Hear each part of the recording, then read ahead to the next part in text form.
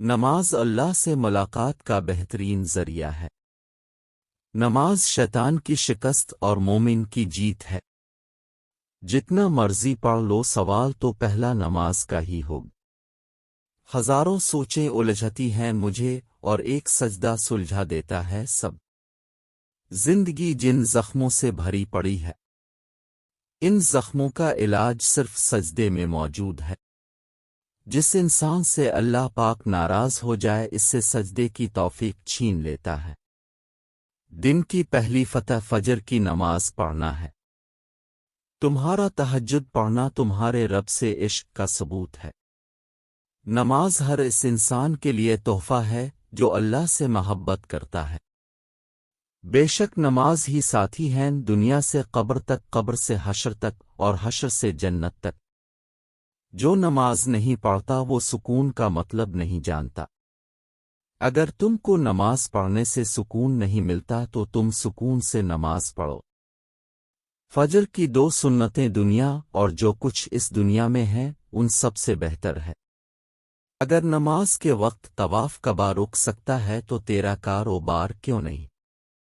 نماز محبت سمجھ کے ادا کرو گے تو وہ تمہیں دوسری نماز کے لیے خود ہی کھڑا کر دے گا۔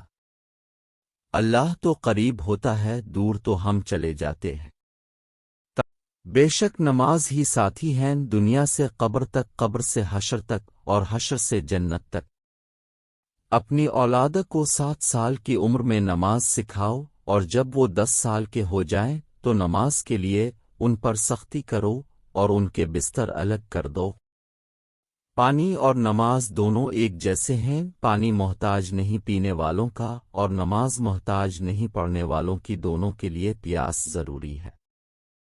دن کی پہلی فتح فجر کی نماز پڑھنا ہے۔ جس نے صبح کی نماز ادا کی وہ اللہ کے ذمہ میں آ گیا۔ مسلم۔ پتہ ہے محبت کیا ہے نماز سے کسی کو تہجد میں لے آنا۔ مجھے جنت سے زیادہ نماز عزیز ہے کیونکہ جنت میری رضا ہے اور نماز میں اللہ کی رضا ہے۔ حضرت امام حسین۔ حضرت علی جب کبھی اذان سنتے تو کانپنے لگتے اور چہرے کا رنگ سرخ ہو جاتا۔ کسی نے بہت پوچھا تو بتایا اتنی بڑی ہستی کا بلاوا آیا، نہ جانے میں حق ادا کر پاؤں گا بھی یا نہیں۔ عبادت تنبیہ سے مشروط نہیں، نیتوں کی پابند ہوتی ہیں۔ نیتوں میں کھوٹ ہو تو برسوں کی عبادت بھی بیکار جاتی ہے۔ صبر اور نماز سے مدد لیا کرو، بے شک اللہ صبر کرنے والوں کے ساتھ ہے۔ نماز دنیا اور آخرت کے خزانوں کی چابی ہے۔ نماز فجر رحمت برکت چہرے کا نور، بے شک نماز نیند سے بہتر ہے۔ تو آؤ کامیابی کی طرف، آؤ نماز کی طرف۔ جو صبح سویرے نماز فجر کے لیے گیا وہ ایمان کا جھنڈا لے کر گیا۔ میں دیا صبح سویرے اخبار کی جگہ قرآن کا مطالعہ کریں تو واضح ہوتا ہے کہ اصل خبر اخبار میں نہیں قرآن میں ہے۔ جو مغرب کی نماز جان بوجھ کر چھوڑے گا اس کو اس کی اولاد سے کبھی کوئی نفع نہیں پہنچے گا۔ جو عشاء کی نماز جان بوجھ کر چھوڑے گا اس کبھی راحت کی نیند نصیب نہیں ہوگی۔ کل اگر فرصت نہ ملی تو کیا کرو گے، اتنی مہلت نہ ملی تو کیا کرو گے، روز کہتے ہیں کل پڑھیں گے نماز، کل اگر آنکھ نہ کھلی تو کیا کرو گے۔ جو انسان فجر کی نماز جان بوجھ کر چھوڑ دیتا ہے اللہ تعالیٰ اس کے چہرے سے صلاحی کا نور نکال دیتا ہے۔ جو ظہر کی نماز جان بوجھ کر چھوڑ دیتا ہے اس کے رزق سے برکت ہٹا دی جاتی ہے۔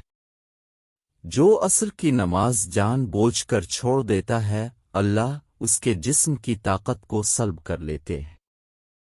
جو انسان 5 وقت کی نماز پڑھتا ہے وہ اللہ تعالیٰ کے حفاظت میں آ جاتا ہے، اور جس کی حفاظت اللہ تعالیٰ کرتا ہے اسے کوئی نقصان نہیں پہنچا سکتا۔ اپنے بہترین وقت کو نماز میں وقف کرو کیونکہ سے سب کام تمہاری نماز کے بعد ہی قبول ہوں گی۔